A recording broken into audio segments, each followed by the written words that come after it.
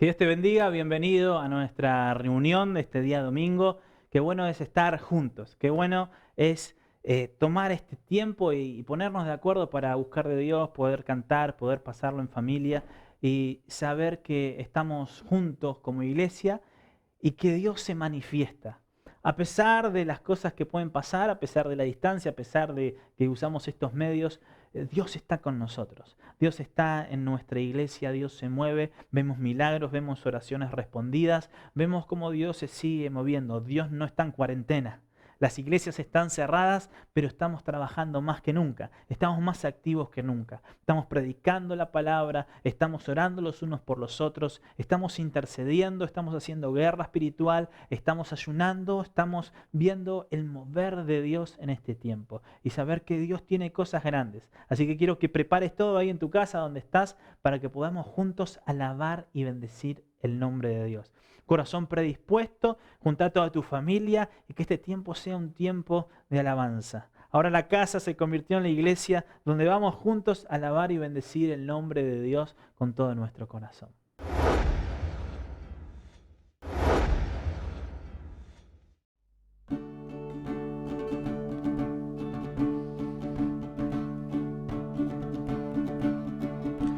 Mi vergüenza me sepultó.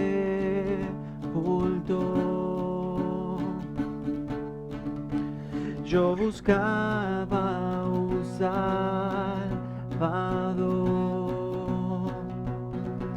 mas tu perdón me liberó. Muerto estaba en mi interior, me escondía de ti, Señor, mas tu perdón a mí me liberó. Tu voz me habló y a la muerte venció. Glorioso día, tu sangre me rescató. Tu voz me habló y a la muerte venció. Glorioso día, tu sangre me rescató. Ahora libre soy en tu amor. Es su gracia la que me salvó, mas su perdón a mí me liberó. Tu voz me habló y a la muerte venció. Glorioso día, tu sangre me rescató. Tu voz me habló y a la muerte venció. Glorioso día, tu sangre me rescató.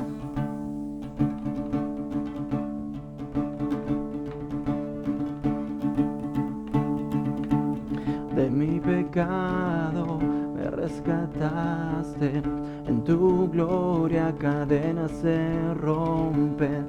Vivía solo y sin consuelo, ahora soy ciudadano del cielo. Tú me sanaste estando herido, Jesús, por tu amor yo respiro. Tengo futuro y ahora veo, porque tu voz me habló y a la muerte venció.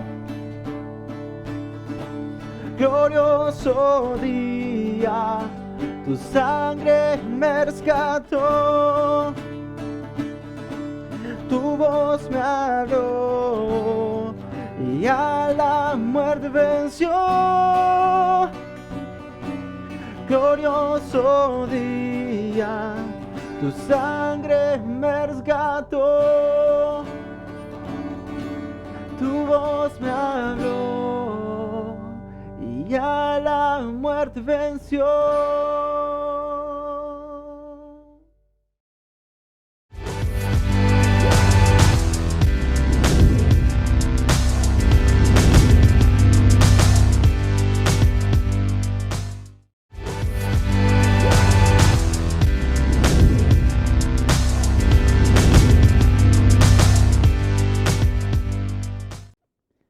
Que Dios te bendiga en esta mañana. Qué bueno es estar una vez más conectados como iglesia, como cuerpo. Saber que Dios está con nosotros. Cuando nos ponemos de acuerdo, cuando buscamos su presencia, cuando buscamos en comunión, que es lo que estamos teniendo en este tiempo, aunque haya distancias, aunque no estemos en el lugar físico, pero sí, yo estoy seguro de algo, que no se pierde la comunión como iglesia, como hermanos de Cristo, en el que estamos en un mismo espíritu, en un mismo sentir, de buscar la presencia de Dios, de buscar su dirección, buscar su consejo y saber que Dios tiene cosas grandes para nuestra vida en este tiempo. Un tiempo de preparación, un tiempo de formación, donde Dios está preparando nuestra vida para lo que está por delante. ¿Sí? Yo lo creo, tengo fe y sé que Dios va a hacer cosas tremendas en este tiempo y las está haciendo. ¿Sí? Dios está haciendo cosas tremendas. Quiero que vayamos juntos a la palabra de Dios y quiero que vayamos a Juan capítulo 4 versículo 1 al 3. ¿Sí? En este tiempo estamos viviendo cosas atípicas, estamos acostumbrándonos a cosas que no estamos acostumbrados, estamos adoptando maneras para no perder la conexión, ¿sí? Para no desconectarnos. Gracias a Dios hoy tenemos redes sociales, tenemos celulares, tenemos distintos medios para los cuales estar comunicados, incluso para poder trabajar, ¿sí? Algunos pensaron que podían zafar de trabajar, pero están trabajando de sus casas. Algunos pensaron que podían zafar de la escuela, pero están estudiando en sus casas. Entonces la casa se convirtió en la oficina, la casa se convirtió en la iglesia, la casa se convirtió en la escuela. Y a veces uno tenía la pregunta cuando se encontraba con alguien, ¿cómo estaban? Y algo muy recurrente en la respuesta era: estoy cansado y estoy muy ocupado. Quizás hoy no estamos tan ocupados, pero seguimos cansados. ¿Sí? Sigo con esa respuesta. Quizás no tan ocupado, porque ahora quizás los tiempos se acortan o los horarios de trabajo, algunos no están trabajando o trabajan menos días en la semana, o algunos, gracias a Dios, están trabajando más. Pero algo que no dejó de sonar es el estoy cansado, ¿no? Porque uno sabe que las reuniones por Zoom también cansan. Hay personas que tienen dolores de cintura de estar tanto tiempo sentados frente a una cámara, en una conversación, en una reunión, en una clase. O los padres mismos, que antes tenían un tiempo quizás en que los chicos estaban en la escuela y ahora tienen que hacer de maestros, tienen que hacer de padre, de madre, de todo, ¿no? En todo tiempo, de full time. Y no solamente eso, sino que también tienen que responder a sus trabajos. Y no es que estamos ocupados quizá con el trabajo de algunos que no están trabajando, pero sí estamos cansados. Y es algo, como yo les decía, una respuesta es: estoy cansado. No sé, estoy cansado. O quizá en la misma situación de estar encerrados, o de las extensiones de las cuarentenas, y decimos: estoy cansado, estoy cansado. Y quiero que vayamos juntos a Juan capítulo 4, versículo 1 al 3. Juan capítulo 4, versículo 1 al 3. Dice la palabra de Dios así: Cuando pues el Señor entendió que los fariseos habían oído decir: Jesús hace y bautiza más discípulos que Juan, aunque Jesús no bautizaba sino sus discípulos, salió de Judea y se fue otra vez a Galilea. Antes de ir de lleno al mensaje, quiero resaltar estos tres versículos. Estos tres versículos donde están tratando de controlar la agenda de Jesús, donde los fariseos están siguiendo muy de cerca la popularidad de Jesús. Jesús está creciendo en popularidad, Jesús está bautizando más, ellos los tenían contados. Ellos estaban contando quién bautiza más, quién tiene más tendencias, quién es más influencer que el otro, quién es más famoso. Estaban viendo que Jesús crecía en popularidad, y a los fariseos esto no les gustaba absolutamente nada. A los fariseos no les gustaba que alguien crezca en popularidad, que nadie amenace su poder. Siempre había corrientes de poder, siempre había corrientes que trataban de defender sus posturas ideológicas, políticas, pero la casta de los fariseos, ellos querían mantener su poder a costa de cualquier cosa. Y querían mantener su poder a costa de la moral del otro, de la fama del otro. Desprestigiaban a la gente, los pisoteaban, ellos desinformaban para poder tener más poder y propagaban todas sus mentiras para tener más poder y no les importaba absolutamente nada. Y de repente Jesús se levanta y está haciendo ruido y a ellos les molesta. Ellos dicen, no puede haber una persona que se interponga a nuestros planes y amenace nuestro poder. Los fariseos perdieron su foco, perdieron lo importante, perdieron de responder al corazón del Padre y se inclinaron a buscar respaldo a su propia ideología. Supuestamente ellos era un sistema religioso, pero que se fue convirtiendo en político. Los fariseos eran un sistema religioso que por sus ideologías y por su ambición de poder fueron convirtiéndose en un grupo político, donde a toda costa ellos tenían que mantener su poder. Pero Jesús no quiso ajustarse ni amoldarse a ninguna ideología de estas. Jesús no quiso amoldarse a ningún partido. Y por más presión que venga de afuera, que era la presión que estaban ejerciendo los fariseos al controlarlo de cerca, al seguirlo, a ver qué cosas estaba haciendo, él dijo, yo estoy fuera de todo esto y me voy de acá. ¿Sí? Como decía el versículo 3, Jesús bautiza más discípulos que Juan. El versículo 2 dice, aunque Jesús no lo bautizaba, sino sus discípulos, salió de Judea y se fue otra vez a Galilea. Y se fue otra vez a Galilea. Los fariseos estaban nerviosos por el crecimiento de Jesús. Y el versículo 4 dice, y le era necesario pasar por Samaria. Jesús le era necesario pasar por Samaria. Él tenía que pasar por Samaria. Y hay algo que los judíos evitaban, era pasar por Samaria. Samaria era un viaje de tres días. O sea, si uno pasaba por Samaria, uno cortaba viaje y era un viaje de 3 días. Pero si uno, pasando Samaria, ¿no? Pero si uno evitaba Samaria, era un viaje de 6 días. Costeando el Jordán, para no pasar por Samaria, uno tardaba 6 días. Pero Jesús le era necesario, como dice el versículo 4, le era necesario pasar por Samaria. Un lugar donde todos evitaban pasar. Jesús el que confronta, Jesús el que va al frente, Jesús el que no le teme a nada. Jesús pasó por Samaria. Él atravesó Samaria. Y muchas veces en nuestra vida hay cosas que tratamos de evitar. Hay cosas que no queremos enfrentar. Hay cosas que no queremos confrontarlas y las evitamos. Y a veces nos lleva más tiempo resolverlas. A veces nos lleva más tiempo sacarnos ese peso, sacarnos esa mochila, sacarnos ese disgusto, ese rencor. Y quizás estamos arrastrando algo por años cuando tendríamos que atravesarlo, cuando tendríamos que hacer el camino más corto.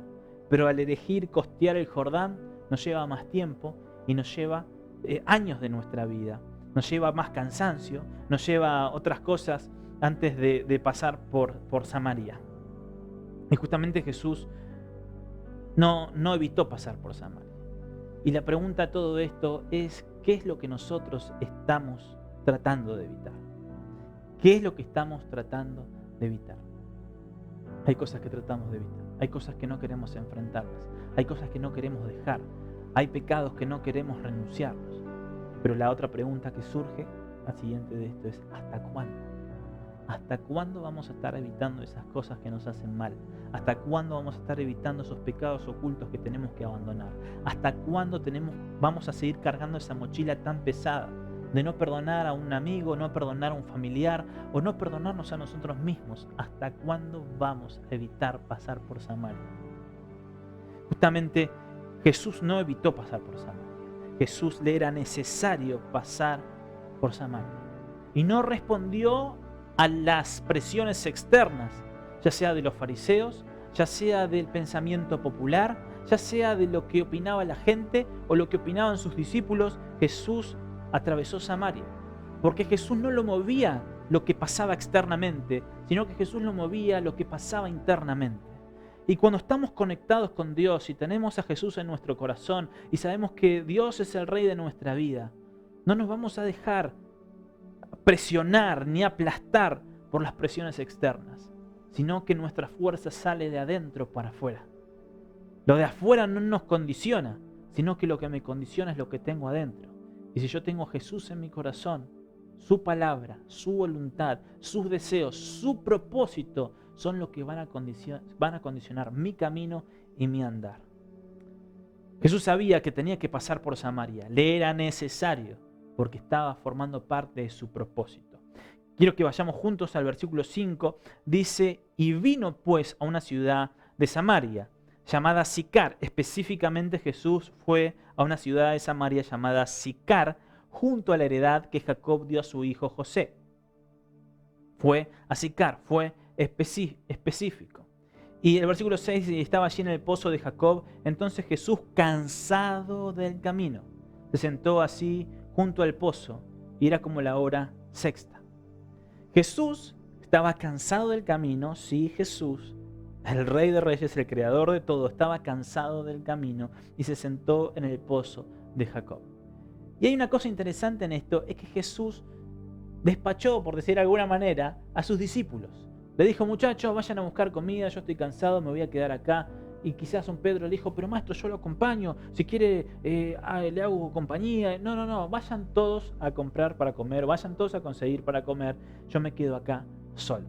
Jesús sabía que él tenía que quedarse solo porque estaba preparándose para una cosecha, ¿sí? Jesús estaba cansado y se sienta en el pozo de Jacob en Sicar. Ahora, hay algo interesante en todo esto. Que en nuestra vida muchas veces surgen interrogantes y surgen preguntas y surgen cuestionamientos.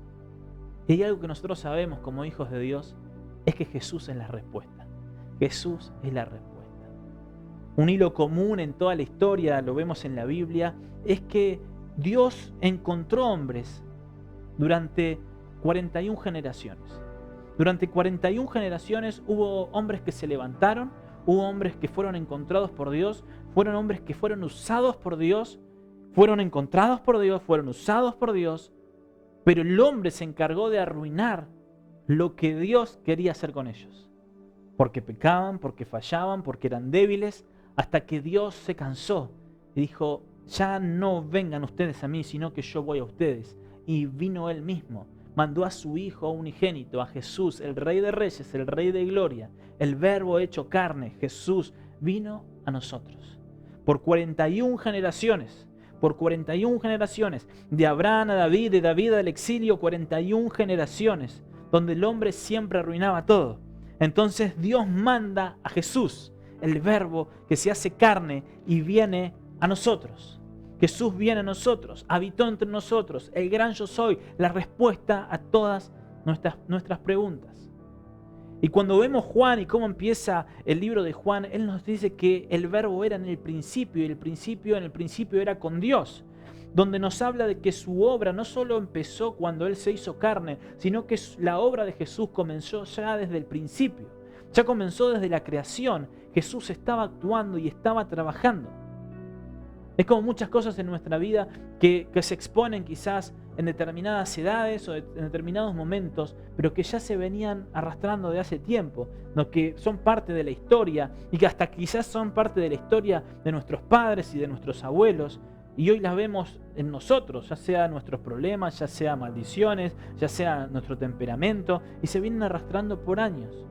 Pero Jesús viene trabajando desde el principio, viene trabajando desde la creación del mundo. Y Juan, a diferencia de Mateo, que nos muestra la genealogía, Juan fue un poquito más lejos y nos muestra desde mucho más atrás que Jesús estaba actuando.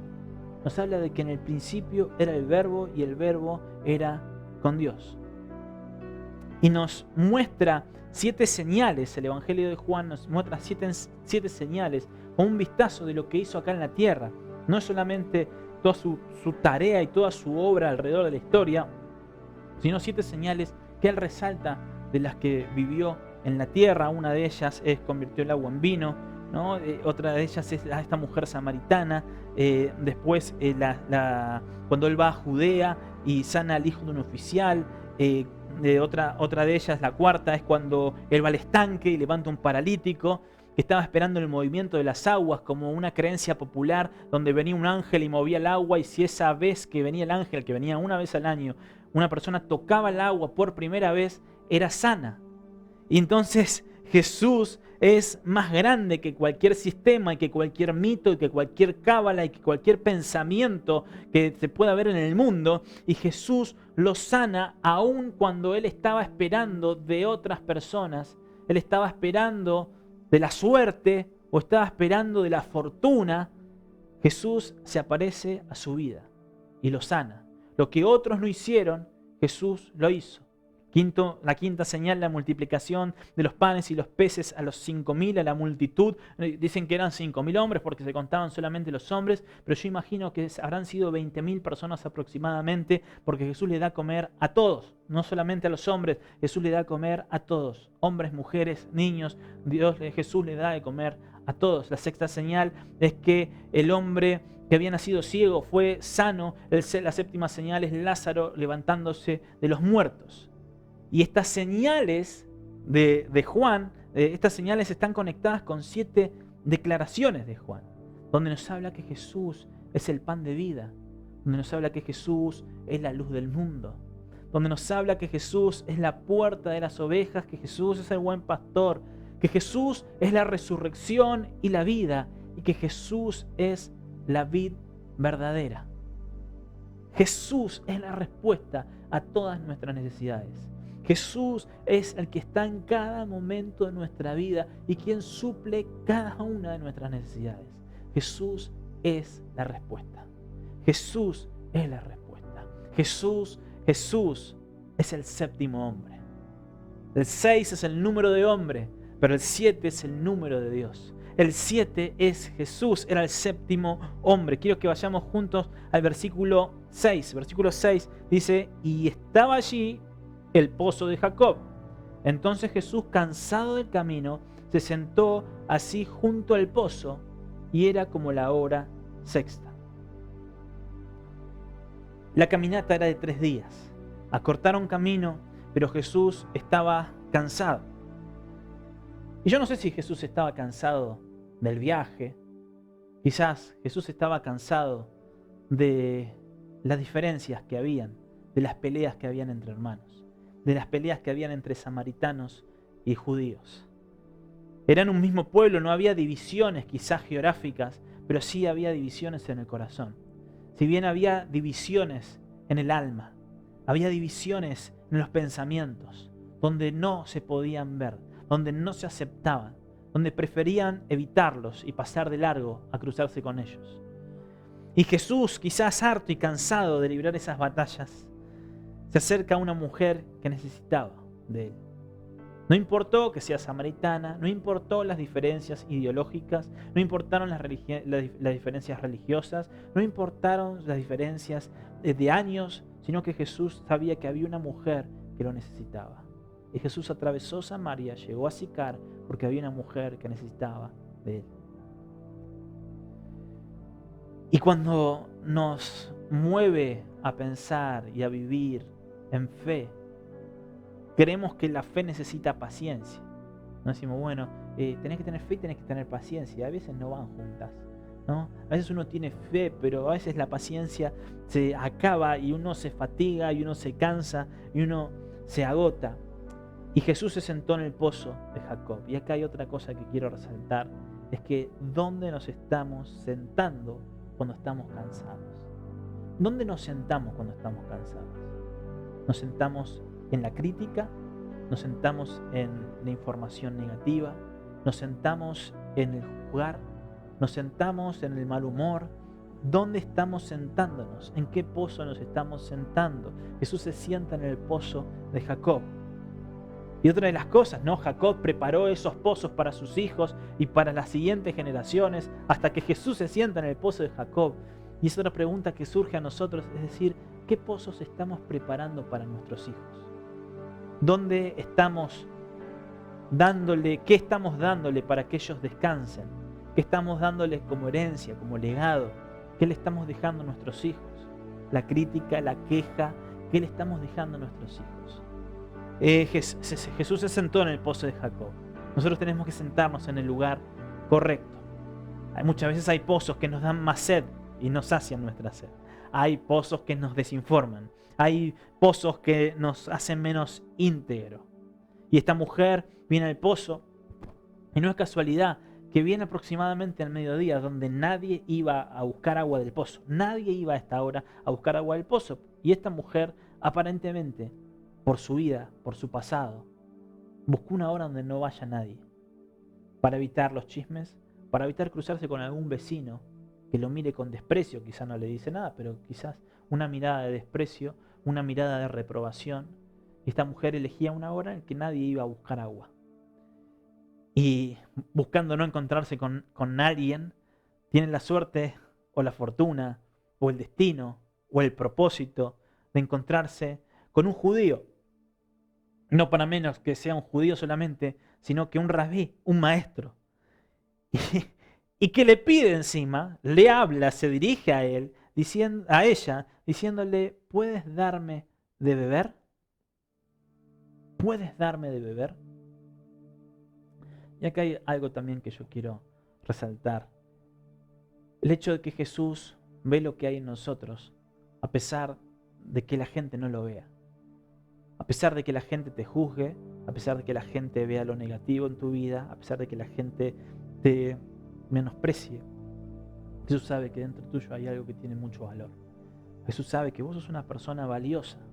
Jesús te ama y sabe que sos importante. Y Jesús vio algo de valor en esta mujer.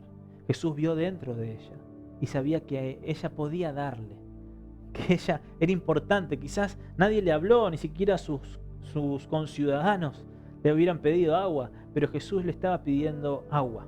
Jesús le estaba pidiendo agua porque sabía que había algo dentro de ella. Jesús atravesó Samaria para encontrarse con esta mujer. Y si vamos un poco más adelante, el versículo 7 dice, vino una mujer de Samaria a sacar agua y Jesús le dijo, dame de beber. Y el versículo 8 dice, pues sus discípulos se habían ido a la ciudad a comprar de comer. Y la mujer, versículo 9, samaritana, le dijo, ¿cómo tú siendo judío me pides a mí de beber que soy mujer samaritana? Porque judíos y samaritanos no se tratan entre sí. Y respondió Jesús y le dijo, si conocieras el don de Dios y quién es el que te dice, dame de beber, tú le pedirías y él te daría agua viva. Versículo 11 dice, la mujer le dijo, Señor, no tienes con qué sacarla y el pozo es hondo. ¿De dónde pues tienes el agua viva? ¿Acaso tú eres mayor que nuestro padre Jacob, que nos dio este pozo, del cual bebieron sus hijos y sus ganados? Y respondió Jesús y le dijo, cualquiera que bebiere de esta agua volverá a tener sed. Mas el que bebiere del agua que yo le daré no tendrá sed jamás, sino que el agua que yo le daré será en él una fuente de agua que salte para vida eterna. La mujer le dijo, Señor, dame esa agua para que no tenga yo sed ni venga aquí a sacarla. Y Jesús le dijo, ve y llama a tu marido y ven acá. Y respondió la mujer y le dijo, no tengo marido. Jesús le dijo, bien has dicho, no tengo marido, porque 5 maridos has tenido y el que ahora tienes no es tu marido. Esto has dicho con verdad. Jesús sabía la historia de esta mujer. Jesús le pide agua. Jesús se dirige a ella y ella es consciente de que judíos y samaritanos no se hablan y que quizás ella se encontró con la desgracia de que sus mismos amigos samaritanos, sus mismos conciudadanos no le hablaban a ella por su condición, por su pasado. Pero Jesús se acercó y le pidió agua. Vio que había algo de valor en ella. Vio que había una cosecha que estaba por levantarse y recogerse en ella. Y se le acerca y le dice, dame de beber. Y ella le dice, bueno, no sé, este es el pozo de Jacob, vos tenés yo no te voy a dar agua. Y él le dice, si sabes con quién hablas, yo te daría un agua, en el cual no tendría sed jamás. Hasta que ella llega a la conclusión de que quería del agua que Jesús le estaba ofreciendo. Y Jesús, conociendo su historia, conociendo su pasado, le manda a llamar a su esposo, a su marido. Pero esta mujer no tenía marido, pero sí había tenido 5 maridos. Y Jesús lo sabía, 5 esposos y uno con el que convivía que no era su esposo. 6 número de hombre, pero el 7º hombre, Jesús, estaba apareciendo en su vida y estaba dispuesto y estaba en ese momento para cambiar su vida para siempre. Jesús, el 7º hombre, el que atravesó 41 generaciones, el que pasó por Samaria, el que llegó a Sicar solo para sentarse con ellos. Así como Jesús vino a este mundo, vino a esta tierra, murió en la cruz del Calvario para que nosotros seamos salvos y perdonados de nuestros pecados. Así como Jesús se sentó en el pozo con esta mujer, se sentó un día con vos. Se sentó con vos en el pozo y se sentó conmigo en el pozo. Cuando nadie daba nada por nosotros, pero Jesús vio algo de valor en nosotros. Jesús vio algo valioso en nuestra vida. Y nos dio a beber de esa agua, la cual no tendríamos sed jamás. Esa mujer quizás estaba cansada de los chismes, esa mujer estaba cansada de las diferencias que le hacían, del desprecio, y Jesús quizás también estaba cansado de esa falsa espiritualidad, de querer juzgar a los demás y señalar, cuando en realidad tenemos que acercarnos en amor, en compasión, porque el reino de Dios es para todos los que aceptan a Jesús en su corazón. Y se sentó con esta mujer, como así también nos sentamos nosotros con Jesús, el que tiene ese agua de vida, ese agua que es esa agua que no está contaminada, esa agua que está libre del orgullo del hombre, esa agua que no se seca y que no vamos a tener sed jamás. Jesús estaba quizás cansado de todas esas diferencias, quizás del orgullo del hombre, del maltrato que había, de las diferencias, de las peleas entre samaritanos y judíos. Pero se sentó con esta mujer, no le importó lo que digan los demás y vio el valor que había en ella. En Isaías capítulo 40, versículo 30 al 31 nos habla acerca de que los jóvenes, los muchachos se fatigan y se flaquean, ¿sí? Los jóvenes ya no tienen más fuerzas, pero los que esperan en Jehová tendrán nuevas fuerzas. Los que esperan en Jehová tenemos nuevas fuerzas. Los que esperamos en Jehová tenemos nuevas fuerzas. Entonces, si no tenemos paciencia o nos estamos cansando o ya nos sentimos como que ya no podemos más, tenemos que entender que tenemos que esperar en Jesús. Esperemos en Él y nuestras fuerzas van a ser renovadas. Estamos cansados, ya no podemos más, ya es mucho tiempo encerrado, mucho tiempo pasando lo que estamos pasando. Esperemos en el Señor, Él no nos va a dejar desamparados. Él no va a desamparar a sus hijos, Él nos va a dejar que pasemos necesidad. Él cuida de nosotros, pero tenemos que beber del pozo correcto. No beber del pozo de la murmuración, no beber del pozo de la queja, no beber del pozo de la crítica, no beber del pozo del enojo. Tenemos que beber de la palabra de Dios. Tenemos que beber del agua de Dios. Tenemos que llenarnos de alabanza. Tenemos que alejarnos de los pozos que no nos edifican y no nos nutren. Porque cuando estamos cansados necesitamos hidratarnos.